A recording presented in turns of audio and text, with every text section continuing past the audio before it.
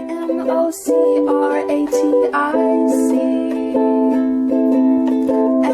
you need to know about the Vigo Dem Party.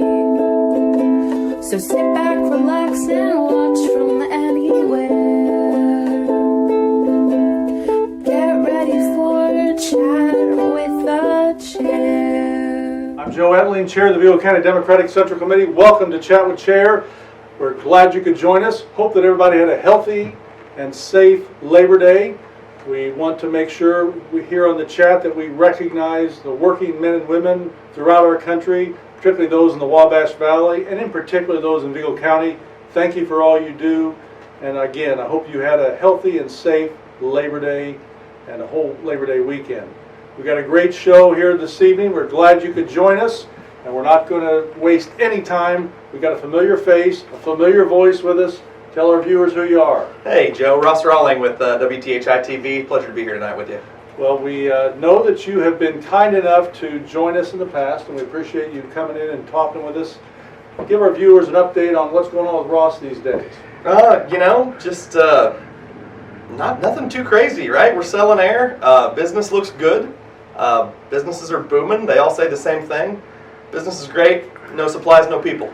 But other than that, we're doing great. Now, of course, you're in a different capacity than when our viewers really got to know you. Sure. And you spent a lot of time, and we're in the living rooms and the dining rooms and the kitchens of people and their TV sets.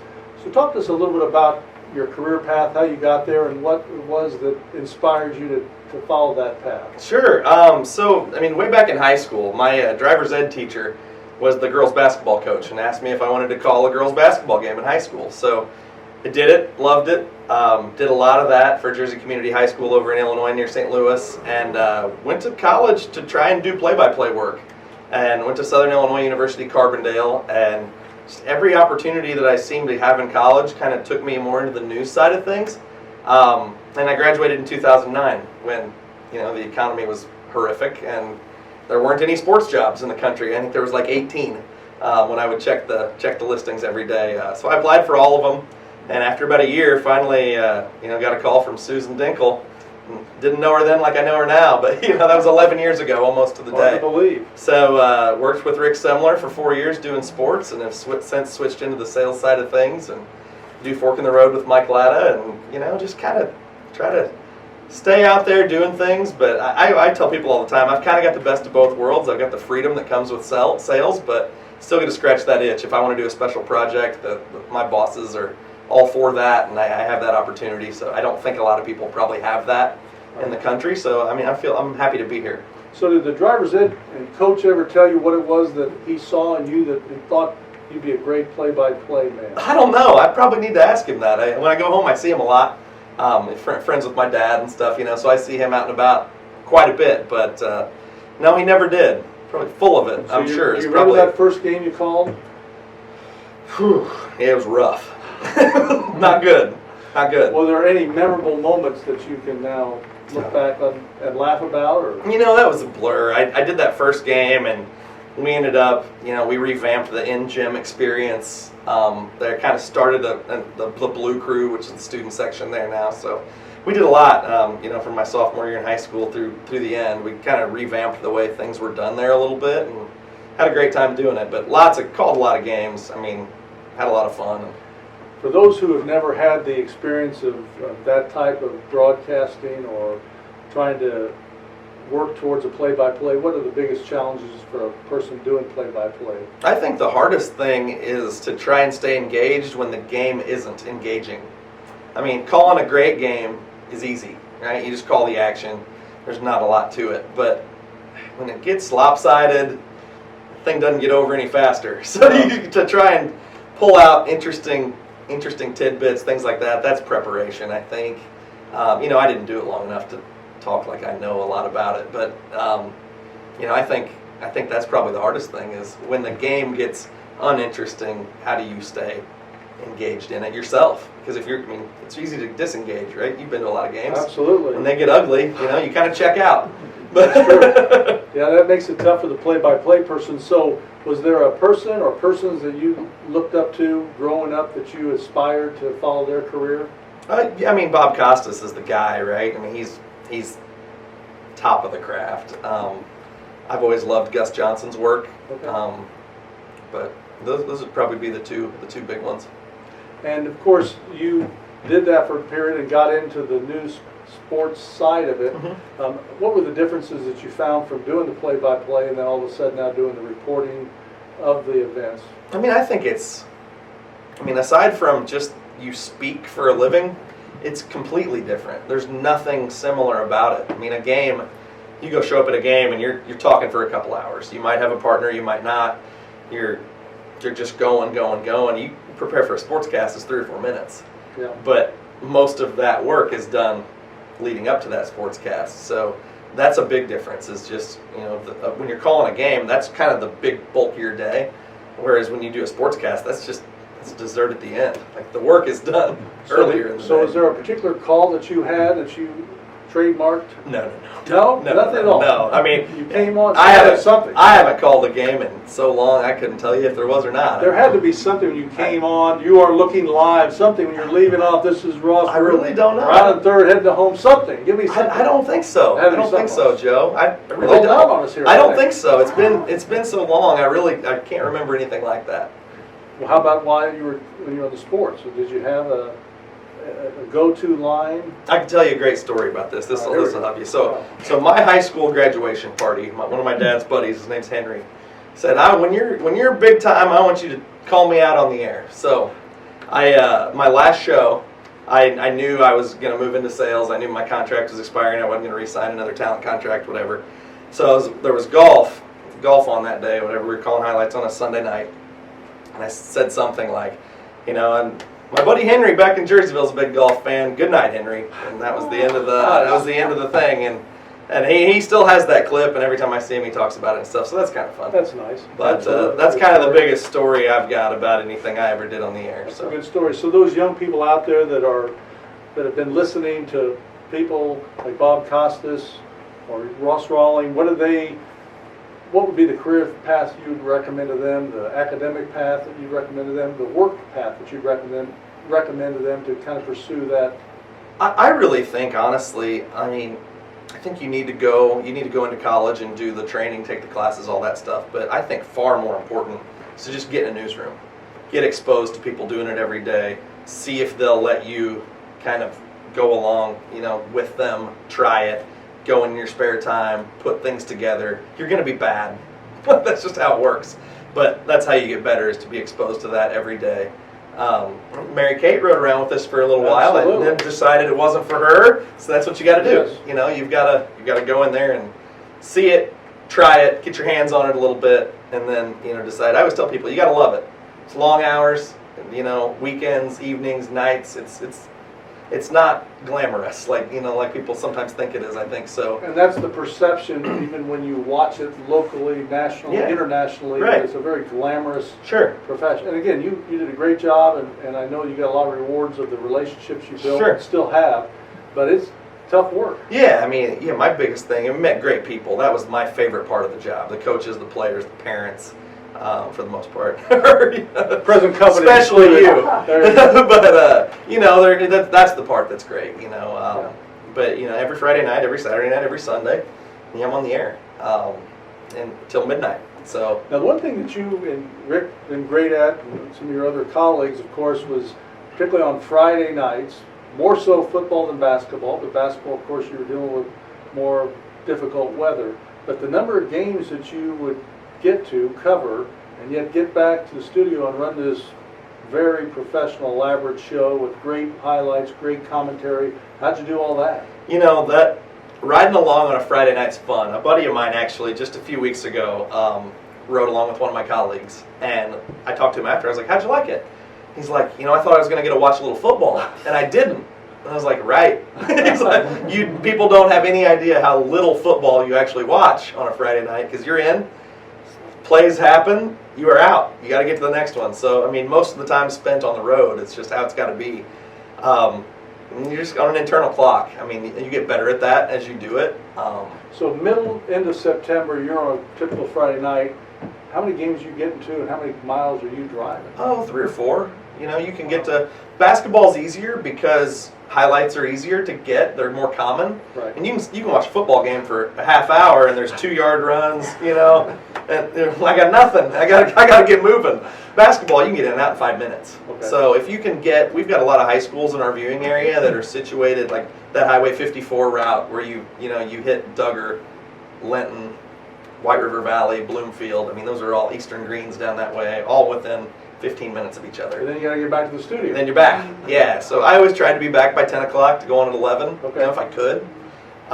You write it, you edit it, you throw on your suit, and sometimes you read it, sometimes you don't. It's part of the deal. I'm wondering then, particularly in light of have you become so legendary with the Fork in the Road, when did you eat, what did you eat then on all those trips? Oh, that was, and Mike will tell you, that's how Fork in the Road started, was Friday Night Football. Is that right? It was a conversation, and that's always the conversation at 4 o'clock, right, before you're leaving. Hey, I'm going to Linton. Where's the good place to eat there? I'm going to KZ, Illinois. Where do you eat? So everybody wants to know, so we started showing people where to go, where to eat. So yeah, we executed Fork in the Road long before Fork in the Road even ever was titled. Yeah. So, and you were kind enough to come in with the crew on the chat here. We had a great time, but since that segment ran, have you found any new places you could tell our viewers about? A little. Yeah, I'm trying to think when was the last time we were in here? About a year ago. So we found some couple great tenderloins since then. There's one down in Vincennes at a place called WD's Family Diner. Really, really good. Okay. Actually kind of told the guy he's probably going to win.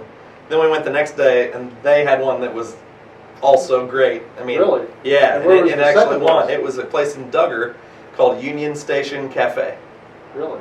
Really, really good. Yeah, so 2 great tenderloins right there. We found a fried chicken place in Carlisle. Oh, really? Pan fried chicken. In Carlisle? Kathy Joe's Chatterbox. Yep. And where's that located? How big's Carlisle? I don't know. Go into town, take a left. That's where it was. There you have it. But yeah, I mean, when I watched her fry that, she said, she's doing it all in a pan. She said she has it 2 days a week, and said she gets 3 big cast iron skillets out when it's fried chicken day, and just comes in at about 9 in the morning, starts frying chicken. If you keep talking, I think my crew's going to leave here. Yeah, I'm telling you. We're going to be heading south on 41. I did sports for 4 years, anchored every single weekend, except for a few here and there, for 4 years. And nobody was ever like, hey, who's going to win this week? I get asked where I'm going to eat, and all I do, Mike edits me in there to take a big bite and look like a fool once a show. But you do a great job with that. Yeah. I mean, look like a fool. Nobody's better. Nobody's better. Nobody's better at that. So, without divulging any of your trade secrets, anything coming up with the Fork in the Road? Yeah, we're actually talking today about late September, we're going to do the best biscuits and gravy in the Wabash Valley. That promo's been running, and we've had more people nominating things for this one than we have the last few. So I don't know what's going on with if it's just a hot topic out there for the biscuits and gravy folks. So do you have a spot? Do you have a favorite place? I'm going to think about it, but I'm just curious as we're talking about this. So does that mean you guys got to get up in the morning and go do that? Or is We'll going to be an early morning. We'll take a Monday, Wednesday, Friday, 1 week in September, probably the last week of September. Okay. And just go, set up the places that have the most nominations. Now I did hear, and I don't know if I actually saw this, but I'd heard through the grapevine because, of course, she had been kind enough to grace us with her presence in the chat, was Patrice, that you guys somehow pulled her along. We did. We took her to Mama D's. There we go. Yeah. She's every time I go in there, they're like, "Where's Patrice? Where's Patrice?" Like, we're gonna bring you Patrice. So we took Patrice to Mama D's, had some wings, some catfish bites, gyros. Great spot. Great spot. Yeah, those guys were in, and they did a great job. They're slicing the gyro meat off. I think our crew's still eating all the food. It was unbelievable. Yeah, so they're awesome. That's a great place, and that was great that you went in there. So I'll have to give the biscuits and gravy a thought. So I'll have to tell our viewers if they've got send them in. Suggestions, send those in and comment there on the Facebook. And in fact, as you're talking about that, like us on Facebook and share us on Facebook, because we want everybody out there checking out Ross and reminding them to check out the Fork in the Road, so we can expect the biscuits and gravy to be the end of September then? It'll probably air early October, first Early week of October. October. We're going to go Be a try them great out time. late September, and probably the next week they'll air. So One of our former guests, Patrice Dayton, the one best. and only, The best. she was able to join the crew for a trip into one of the local establishments. Talk about that. Yeah, she does. The fellas at Mama D's, every time I'm in there to eat, they say, "Where's Patrice?" And we're not good enough, right? And so we're not. Compared to her, we're not. So we bring in Patrice, and we had some wings, catfish bites, gyros there, tried everything out, and whew, fantastic. So I'm curious. So you guys are professionals. I mean, you guys can put the food away. Yeah, this I mean, temple didn't build itself. I mean, you can put it away. I'm just curious. Is Patrice? Can she hold a candle She to you can't guys? hang. She Not can't? there. Not in that arena. No. I didn't think so. I No. mean, it's all due respect. She runs circles around us, and at work. Yeah. Leave that to Yeah, us. and I couldn't either. So I'm not disrespecting Patrice because I've seen you guys in action. I mean, I couldn't keep up with you guys. It's unbelievable. It's a gift. It is a gift. It's like a machine. And the guys at Mama D's, awesome. They were great when they came in on the fantastic guys. chat. They fed our crew like unbelievable amounts of food, and it was so delicious. Yeah, it's Great nice. place. It's nice to see young guys like that open up a business, and they really get it. You can just tell they get it, and they do a great job. Their product's great, and I think they'll be there a while. So again, we're reminding our viewers to like us on Facebook, share us on Facebook, and to encourage all of your friends and you yourself to check out the Fork in the Road crew. And we can expect that the biscuits and gravy special is going to run. Early October, I think we'll have it out there, and send us your nominations. Still another couple days to get those in.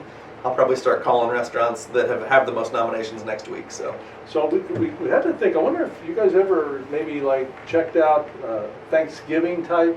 that'd be good. That's a thought. Thanksgiving meal if somebody serves around Thanksgiving, or if there is a Christmas. I mean, you guys, cookies isn't enough for you guys. That would not be substantial. We've Just talked Christmas about cookies. trying to do like a home version. I don't know how that would go. Talk to the lawyers about that. Yeah, one. I don't How know does about look? that. But they, when people do, they kind of make that seasonal where they're serving Right. something, and so you could go out for the turkey and gravy Be good. stuffing. You guys could. Could sample that out Yeah, for you sure. guys could definitely put that away. So that would be. I think we've got omelets on tap Oh, for that's a the good end of one. the year.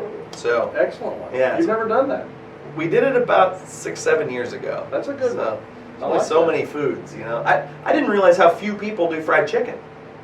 You No. start asking around, it's hard to find fried chicken out these days. Yeah. So So just out of curiosity, when you do the fried chicken, do you alert them if you're coming? Because it takes a while. yeah. So how we do our contests is our viewers tell us. There's a form on WTHITV.com on the Fork in the Road page.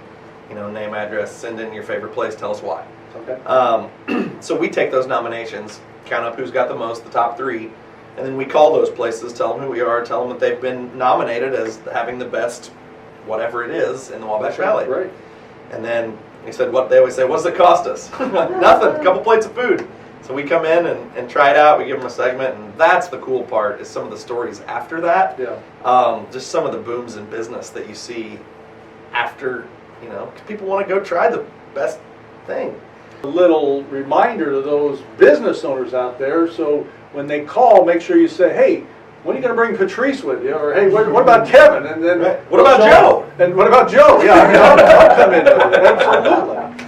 So, in addition to all your fame and fortune that you're acquiring with the Fork in the Road, many of our viewers may not realize that you're also promoting a number of things that they probably have been in attendance. So talk about that part of your profession. Yeah, kind of wanted to dabble in some entertainment stuff. So I went to some conferences, tried to network a little bit to get to the, just trying to bring some entertainment to Terre Haute. And it timed it perfectly, scheduled the first show for April of 2020. It was great.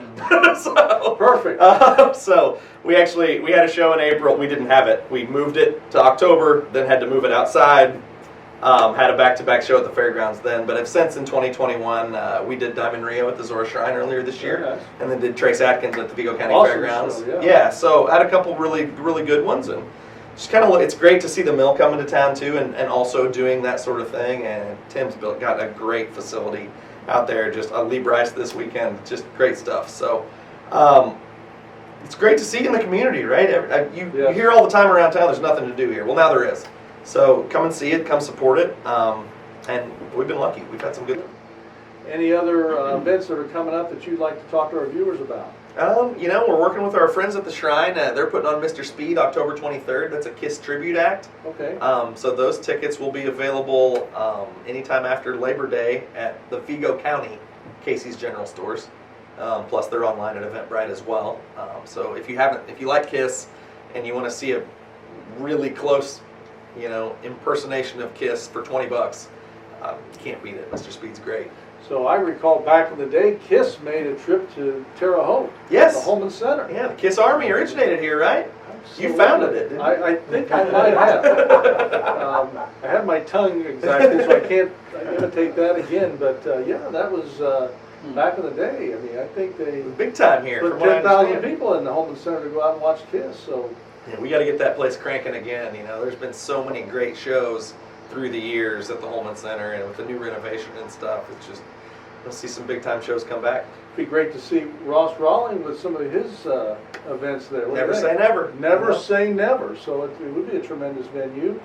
You've been there for many sporting events, so it seems only appropriate to fill it up with Fitting, right? Absolutely. Love So, so we really appreciate you coming in. It's great catching up with you. You're doing some great things. We appreciate all you're doing to help entertain people in the Wabash Valley, both you personally and the music that you're bringing in. Any last words or thoughts for our viewers?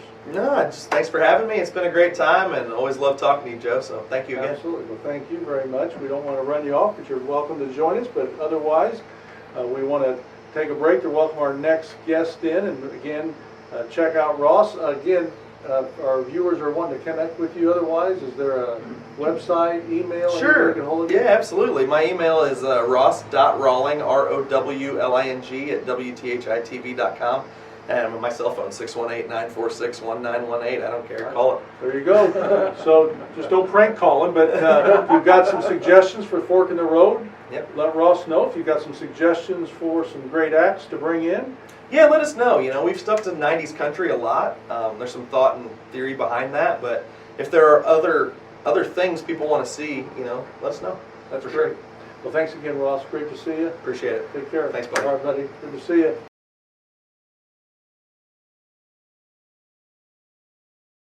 Welcome back to Chat with the Chair. I'm Joe Etling. We are glad to have our next guest join us here. I know that so many people know you, see you at many events, and of course, on occasion have to come see you for reasons that they may find to be very traumatic. And tell our viewers, though, who you are. My name is Gary Greiner. I own Greiner Funeral Home in Terre Haute and Mount Pleasant Cemetery. Gary, we also know how busy you are in so many various civic organizations, and we wanted to talk a little bit about your activities in a particular civic organization. Talk to us about community theater. Community theater. I've been involved at Community Theater, which is located at 1431 South 25th Street, 25th and Washington, since about 1987. Wow. I walked in off the street and auditioned for a show and got a lead. Is that right? That's my story. You were 12 years old. At 11. Yeah. I was like 20, whatever. But anyway, it was a great experience, and through the years, I've been involved consistently since then. On the board, recently was past president of the board. Last year, of course, with COVID, that threw us for a loop, and we canceled the whole season. Wow. Unheard of, as did every theater across the Midwest country. So I'm curious, when you showed up for that first trial, what was the event? What was the show? Camelot. Camelot. Yeah. I, at the time, was performing in a little dinner theater, and the director was Penny Koob Nodder, and she had seen me, and she said, "Oh, I think you're perfect for a role. Why don't you come audition?" And I said, "Oh, I don't know." So I was a nervous wreck, but I walked in and got it. Beat out several people for it. Wow. I'm So pretty cocky for the moment. yeah, absolutely. So had you had professional training to do this? Somewhat. I did some voice training and some dance, yes. Yeah. Wow. So what inspired you to pursue that? I think initially probably attention getting, to be honest. I don't know. Not you, Gary. No, Come no, on. I'm so quiet and shy, but I don't know. I could sing a little bit, and I could dance a little bit, and but it was probably one of the best things I've ever done in my life. Now, when you were in high school, were there high school events and I was shows? not involved at all musically in high school. Really? I was the wallflower in high school. I didn't. Is that right? much, Yeah. Well, those were going on though, correct? Absolutely, all around me, and I would, stand and watch them. And when I went to college, really was the first time I think I knew that I could sing and stuff, but I just really didn't do it. And so I just suddenly became a big fish in a very small pond, and there you go. I don't know. So you were holding out that talent all that time. I don't know about holding out, but I'm there again. It's been a great thing in my life. I haven't performed in a long time, but now I'm involved with the theater. And we're backstage, set decoration committees and board work. Always something to do there. So I've seen some tremendous shows there, but for our viewers that may not know about community theater, talk about the history behind it and what Sure. the ideas of the community theater. Well, we are the oldest continuing operating community theater, non-professional in the state of Indiana. Wow, We're celebrating our 95th year this year. unbelievable. Our 93rd season. There were 2 seasons, including COVID. We did not have a season, but we were still there. We were in that particular location since the 1950s. That building originally was called the Best Theater, and it was a movie theater. And interestingly, my mother, when she was in high school, worked in a little restaurant in the theater. Is that right? And my dad would go and talk to her, and probably got her fired. I don't know, because we're just stalking today. But, no, I'm kidding. But, so it was the Best Theater, and the community theater bought it. Jane Hazeldine, the Hazeldine family, was instrumental in the purchase of that building, and the Talley family. Hazeldines are still involved. Peggy Apgar is past president and has been a secretary a very long time, very involved and very supportive of the theater. She's one reason we're still there, I'm sure. And her brother Ted as well. Ted Yeah. Hazeldine. Yeah. We put on 5 main stage shows a year and 2 Oakley productions. So a total of 7 productions. The main stage, of course, the main stage at our auditorium will seat a little over 350 people. Through COVID, we're keeping it at 200. And then the Oakley is through the Oakley Foundation donated when we rebuilt the building in the late 90s. We have a smaller venue, and we do 2 shows a year in there, and they're usually kind of fun things because it's a very intimate setting. And with COVID, we're spreading it out a little bit, but it's normally the actors are right here in your face. So we do 7 shows a year. We are completely volunteer based. We have no paid employees. Wow. And we made it through COVID just fine, through the help of grants and savings through the years, and a lot of generous donations through the years. So what's 2021 looking like for shows? So I'm glad you asked. All right. So, Teeing it up here. I'm but I thinking about starting a show here, yeah, Gary. We're yeah, thinking about it. Yeah, let's build a barn and do a show. All right. So I had to bring my cheat list because I couldn't remember. So right now we are in rehearsal for Wait Until Dark. And for those old movie buffs, which I am, Wait Until Dark was a movie done in the 60s. Audrey Hepburn was in it. Jerry Doty's directing it. It's a drama that we open September 17th. So that's coming up? Yeah, and tickets, actually, keep in mind, we're only having a house of 200. Okay. So keep in mind, if you want a ticket, now's the time to call, and there are tickets selling. So that show opens the 17th. It'll be, 2 weekends, so Friday, Saturday, Sunday, Friday, Saturday, Sunday. Then our next show, will be The Cemetery Club, which is a romantic comedy. It's a great show. That opens November 12th. We will audition in about 3 weeks for that show. Okay. So always keep in mind, if you're interested, we always audition for the next show between the week's runs of the show. So after the first show opens on that Monday night, we start auditions for the next show. Wow. So we are in operation most of the year. And at the end of the season, not to skip ahead, we also have an awards night, which is our Academy Awards called the Tallies. So it's a big deal for us. Absolutely. Anyway, Little Women, musical drama, romance, that's going to open in January. That'll be one of our big musicals. We have 2 musicals this year. And then the next show is, I got to say this right, I corrected earlier, Vanya, Sonia, Masha, and Spike. It's going to open March 11th. It's a comedy. And then Shrek. Really? Right. And North High School did Shrek a few years ago, and it was outstanding. Michelle Azar, of course, we're so lucky to have Michelle Azar in our community. She's fantastic, over the top. I can't think of enough words to describe her. But we are going to put it on, and we will also do a great job, I'm sure. Awesome. And that show is going to open May 13th. Then we have our... There's more. There's more. Stay tuned, folks. Okay, in the Oakley series, I got to really help with this one. Beanie and the Bamboozling Book Machine. And that opens December 9th. And then also the next one, where's the next one? Gosh, Gary, losing my mind. The Goldman. Goldman Project. It's a drama, opens February 17th. So keep in mind, we are community based, we are volunteer based, and so we sometimes have 2 shows going on at the same time. And so please, if you've never been involved in community theater, come and audition. If you don't want to be on stage, that's great. We always have sets to paint, we have floors to sweep.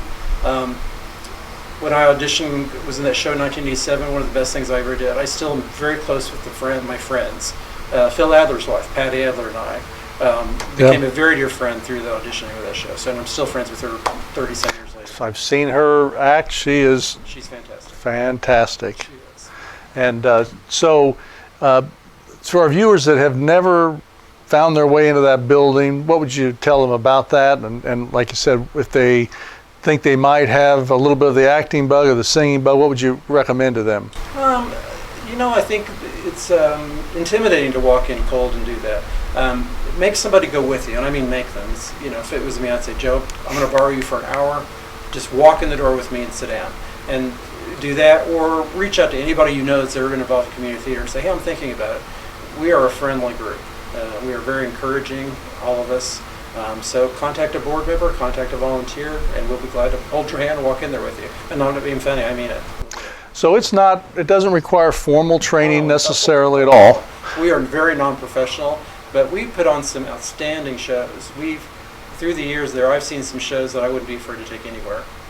So for instance, if somebody had that itch, it might be a good idea to come out to the next performance just so they can see it in person. We have a volunteer coordinator. There's always someone in the lobby during a show that you can always talk to and give your information to, and they'll tell you what's coming up and what's needed, whether it's acting or painting a set. So from your perspective, if a person was going to get involved in whether it was on the stage or behind the stage, what kind of commitment is that? Well, if you're cast in a show, it's a commitment. Especially if you're a lead or one of the leads, it's 5 and 6 nights a week rehearsal. Wow. So it's definitely a life-changing thing, and that's a requirement. The director will say, you are committed to us for the next 8 weeks or 10 weeks, whatever it is. And so if the show that's, let's say Shrek, and somebody's going to want to audition for that, what will be the lead up to that before the performance? Everybody knows the performance dates, but what's the lead up for a show like that? As far as scheduling it? Yes. For that show, you're talking probably 2 months Wow. of rehearsal. And the bigger role you have, the more demand is on your time. Keep in mind, though, the closer it gets to showtime, everybody's there. So I remember my experiences early on, I would think, well, how's this going to happen? There are 5 or 6 of us in this show, or 10 of us, and all of a sudden, slowly, you see these people creep in, and they're doing sets and costumes and set decoration and props and all those things, and all of a sudden, you've got a cast of 60 people. I mean, I haven't been asked to audition yet, but I was thinking on it for Shrek. So Well, Joe, in the morning, I'm making waffles. What do you think? My formal invitation to you on behalf of the So I mean, I think I got it. I mean, I think We would love to have you. Yeah, I mean, I think maybe people would think that I would fit the form of the donkey. I mean, they might refer to it in a different way, but they probably would say he'd be perfect. He's a perfect, you know what. So I mean, come on out and we'll fit you in. absolutely. So I'm working on that. But so with regard to the upcoming show, how do people get tickets? Call the theater. Go on our website at ctth.org. Or you can call Peggy Apgar directly on her cell phone. I happen to write that down because I never remember it. 812-239-9487. We're going to post that too, so people come out. What's the expectation with the show? We think we're going to have a sellout, or what? I hope so. You never know. I think people have cabin fever right now. It's a mixed environment right now. People have cabin fever, but obviously with infection rates rising, and people are careful. But we've had many ticket sales that have been very positive so far. So I would encourage you, if you want to come, call and get a ticket. And at this point, and we understand that things may change moving forward, but is there any requirement with regard to masks? Yes. I'm on the executive committee and also on the COVID committee. A.J. Dinkle is our board president right now, took over about a year ago. We've all met what our policy is. We do require masks, and we require you to be vaccinated. However, if you're not vaccinated, you still have to wear a mask and prove that and can be tested 72 hours ahead of time. All volunteers, everyone will be masked in the theater except the performers. Now, it goes without saying your commitment to the theater over the years, and you've done tremendous work on behalf of the community theater and for the entire community. How many other people are really involved with the theater? Hundreds. Hundreds, yeah, through the years. I was thinking about this earlier today. I think new volunteers, if you'd volunteer now, or I'll call it this generation, I think they think they've discovered the theater. Oh my gosh, how did it make it before I was here? And I really think that. And so 30 some years ago when I started, those people, that was a couple of generations ago, and those people were wonderful, and Bob and Betty Carter and the Malloys and Chuck and Jean Shush. I mean, you've got some still, and they were, and I thought, oh my gosh, I'll never be in their level, kind of thing. And now we're running the darn place, which is kind of frightening on some level, but it kind of is. But we're a good. You are doing great. Very blessed. We have a wonderful. But it is amazing, and again, I had occasion to. Many of those people that interacted with me, that were teaching people in the high schools, interacting and helping with summer theater type programs, and when you went and watched them, it was unbelievable. And the talent level, people would just be amazed. So if you haven't ever come to the community theater, I encourage you to come out, because you just would be overwhelmed with the talent and that people have. And again, like you said, people that haven't had formal training or haven't ever performed before, come out and just try it out, because you might be surprised how much you fall in love with it. Right. Don't let that intimidate you or keep you from coming. If you've never been on a stage, this is your opportunity. We keep score. How many new people tonight? How many Is that right? on the show? That's awesome. If we have a cast of 10, we have 3 or 4 newbies. That's wonderful. We love that. So no, don't let that intimidate you and anyone watching.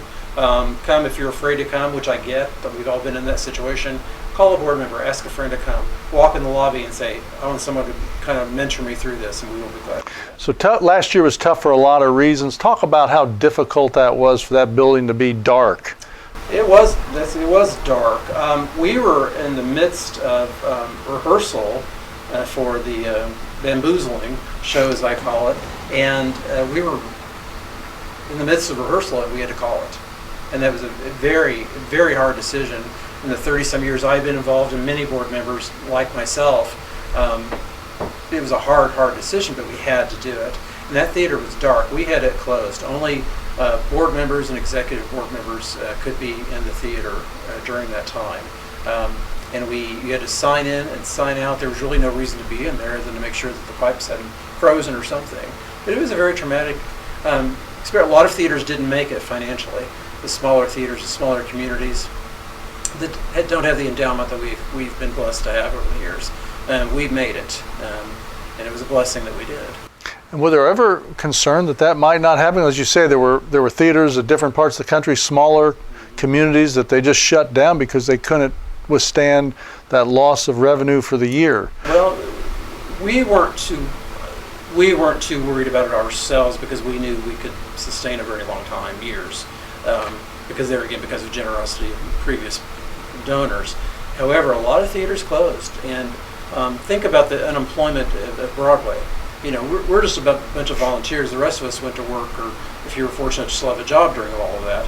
But Broadway performers, that's how they make a living.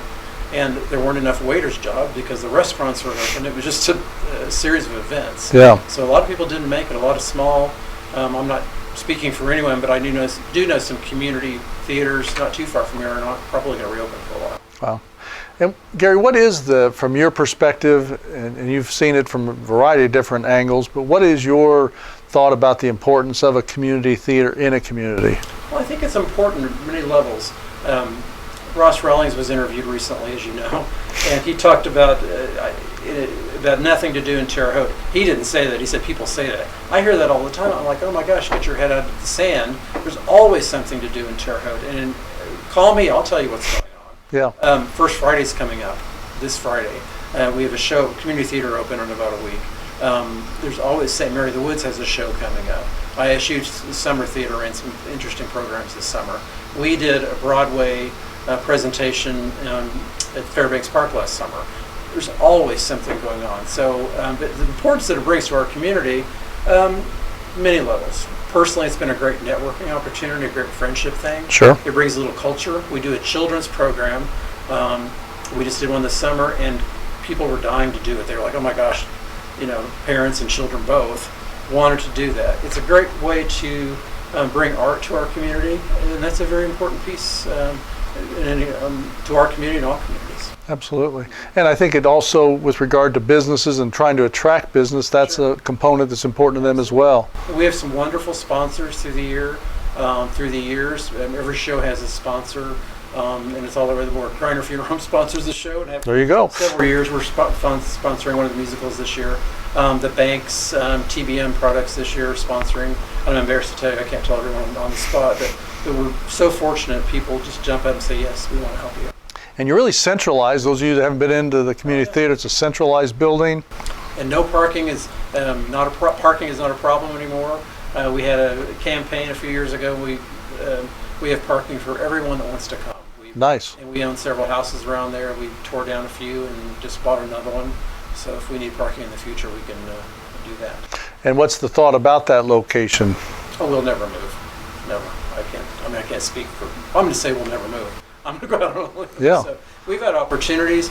In the 90s, we did a huge renovation and built on the whole front. And if you've not been in that theater, ask for a tour. We have a huge costume loft and warehouse and work area and basements and all those things.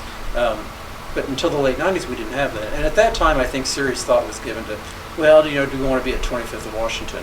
Well, there was great heritage there. Everybody knew where we were. There was identity there, so we decided to stay there. And I think at the time, don't quote me, I think we spent $2 million renovating the building and we've never borrowed a dime. Yeah, it's a tremendous venue, location, and there's so many great things that happen. And we were talking earlier with one of our guests about the shrine being a hidden gem, but the community theater absolutely is a hidden gem of Terre Haute and Vigo County, and just can't encourage people enough to come out and take it in. And as you said, if it means you come out at a night and maybe get a tour from one of the volunteers there, that'd be a way to start. But we really want to encourage people to be participating in that. So we've talked about your activities with the community theater. What other things is Gary Greiner involved in these days? Oh gosh. Well, I'm still on the board of the Vigo County Historical Society. In the fall of 19, we moved there to the former Glidden building, 929 Wabash. That is a world-class facility there, the History Center. So I'm on the board there. We'll be president in January again. I was president a few years ago for 3 years, and I'll be president again in January of that. Are you like missing meetings and they say, I nominate Gary again for 3 more years before he shows up, or just show up late, or what happens? It's kind of funny. You kind of get burnt out, not burnt out with the organization, but just with the office and things. But it's very important. These things that I do are important to our community. And not only to me, but Sure to are. the community. Sure are. And not only community theater, the Historical Society. I'm on the board of Meals on Wheels, and we just purchased a new building we're moving into on South 25th Street. That is an amazing program for the community. So all of these things, but I think you have to belong to what it's important to you. Sure. I wouldn't be helpful on something that I wasn't interested in. So, other than that, and working and car collecting, and that's pretty much what I do every day. Now you have collected a few cars, and then you've also collected some other items, including some political memorabilia. Mm-hmm. A lot of Terre Haute memorabilia and a lot of political memorabilia, absolutely. And what got you into that? There again, I think the passion I have for this community. Terre Haute's a great place, and I take it very personally when people pick on it. I hate the term terrible Haute. It drives me nuts. We have great history here. We have great heritage here. We have wonderful people that live in this community now and historically. And I think it's important to remember that and to acknowledge that. And I do collect a lot of those things, but I collect all kinds of silly things too. So what would you say one of your favorite Terre Haute collectibles has been? Well, I collect a lot of Terre Haute house memorabilia. Okay. And and oddly enough, I never set foot in Terre Haute house in my life. Is that right? And I don't know. I didn't. I don't know why. I just didn't. But suddenly, a few years ago, I just became. Find that hard to believe, Gary. I was never in the goodie shop either. You're kidding me. No, I don't know. And we ate out a lot. We weren't poor, so I don't know. But we just never. You're never in the goodie shop either. Never How's that possible? I don't know, but I never was. I never was. I've been in it as the Ohio building many, many times, but not.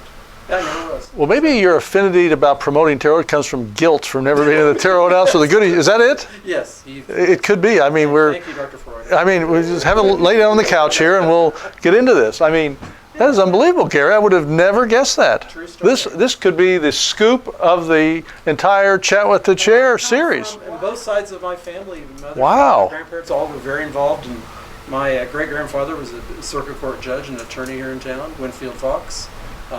There you go. My great-grandfather was a physician, Dr. Mapes.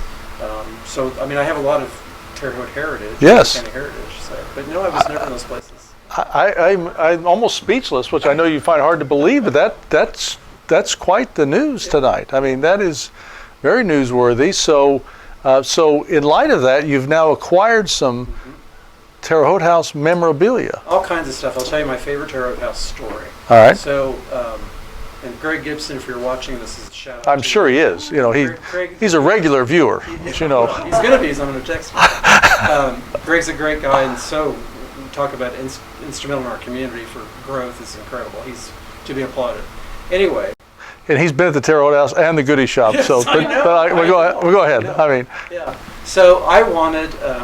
Boo Lloyd had in her restaurant, Crossroads. She had a Terre Haute House plate, and it had THH in the middle with gold and green, and I thought that was the coolest thing I'd ever seen, but you couldn't find them. I'd look online, and Greg said, yeah, I've got some, but I just don't know where they are. And so I got tired of waiting.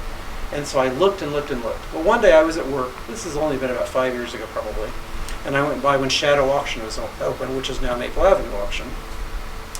And I just stopped by there one day, and it was like a movie when there's slow motion. So I opened the double doors in the front, and I see a plate on a stand, and it's one of my plates. And it was like slow motion. And I ran up there, and I picked it up, and I looked at Mary, who owned it at the time, and I said, and I couldn't go to the auction, I was working. I said, Mary, I want this plate. I don't care. I want this plate. It's my plate. She goes, okay. And so the next morning, I dressed, and I drove there thinking, oh my gosh, I may have to borrow money to buy this plate. $60. No one else was quite as enthralled with that plate as I was. But that's one of my favorite things of the Terre Haute House.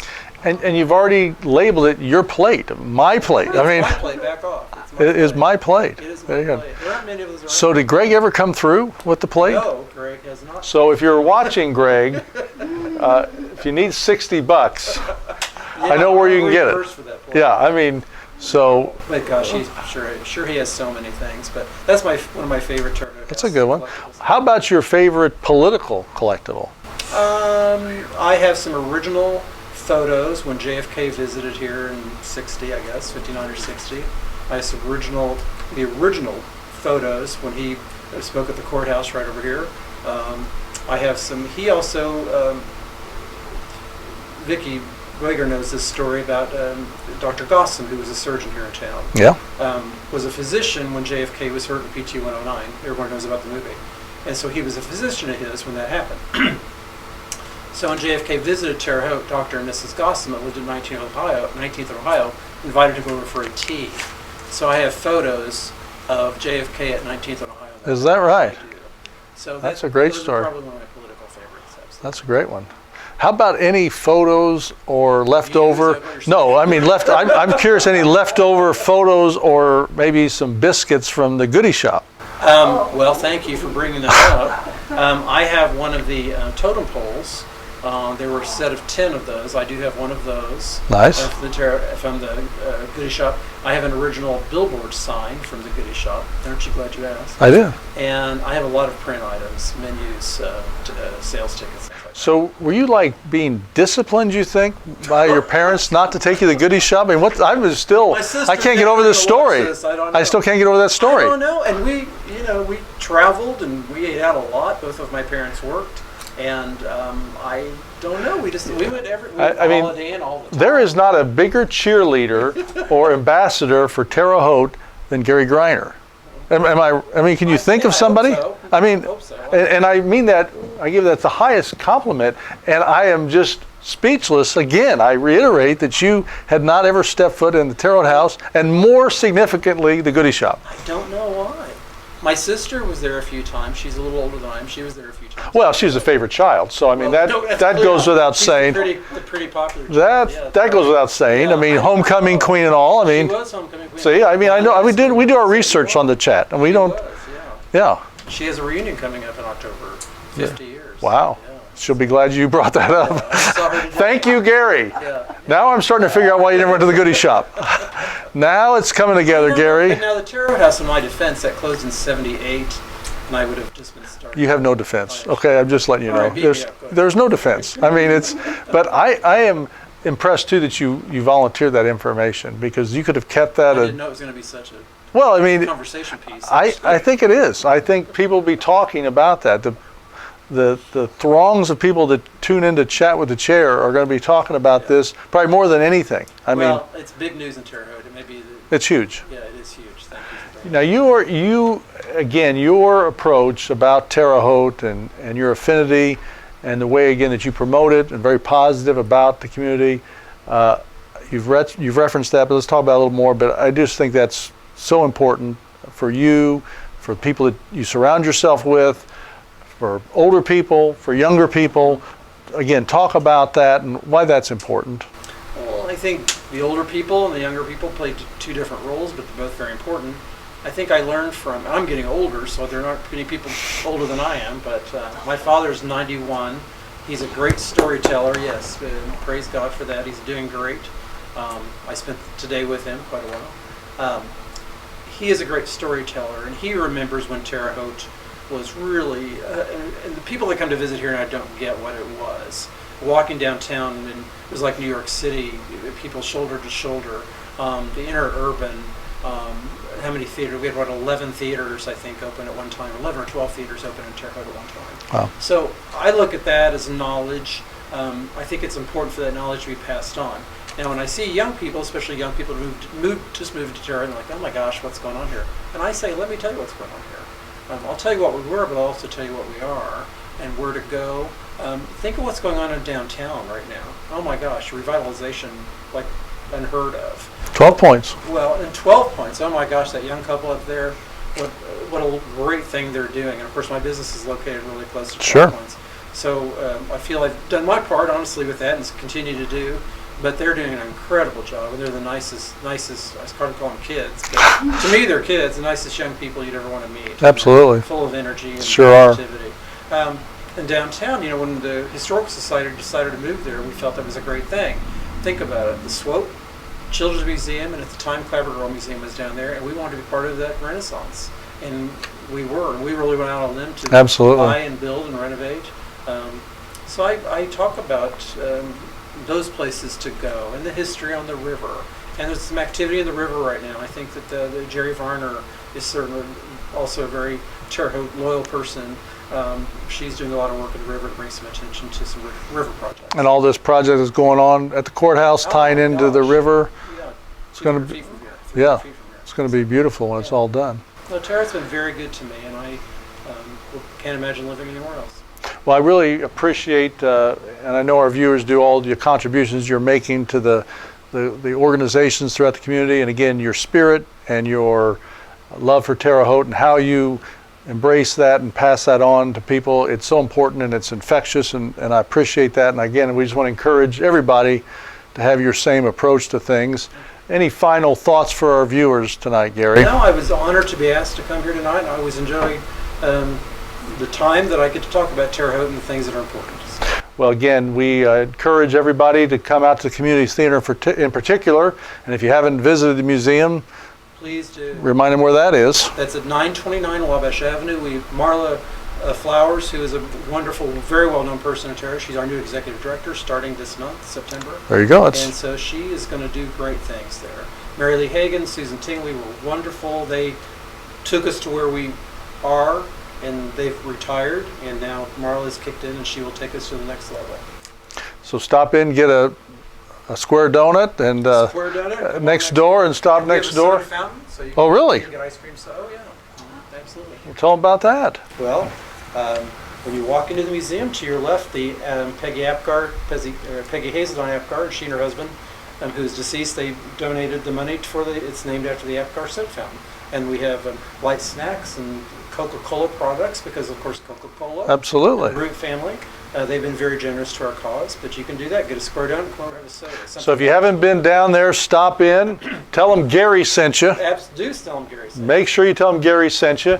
And again, we appreciate Big Ross joining us and Gary Greiner. Until our next Chat with the Chair, I'm Joe Etling. Be safe. Thanks for joining us. Here we go. DEMOCRATIC.